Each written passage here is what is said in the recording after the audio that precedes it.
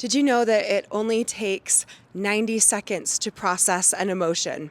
So when people talk about the need to process emotions, unless you're adding more thoughts to the emotion when you feel it, you could actually process an emotion in only 90 seconds. When the brain produces thoughts, we have neurochemical reactions that are emotions in our bodies.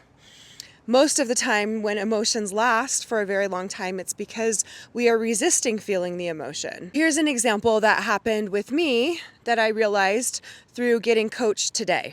Basically, the emotion that's coming up is a lot of anger and resentment because of an issue with my ex that's been going on.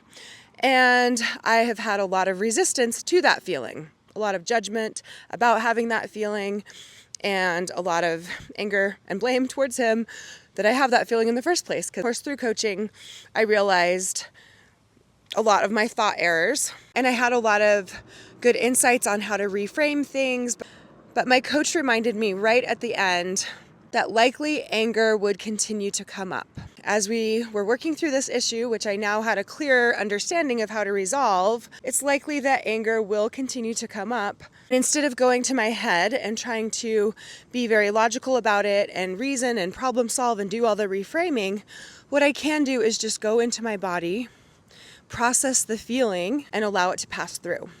So this is how I would do it. I would notice that I'm feeling angry, and I would have this little dialogue with myself.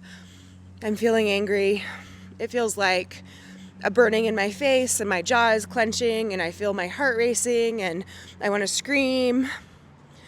And it makes sense that I'm feeling it, and it's okay that it's here. It's showing me that I want to create a boundary, or that I want to create a change, or that I want to stand up for myself. So I'm allowing that this anger is here. It makes sense that it's here. And maybe I take a few breaths and breathe into that tightness and just notice the sensation change until it's gone.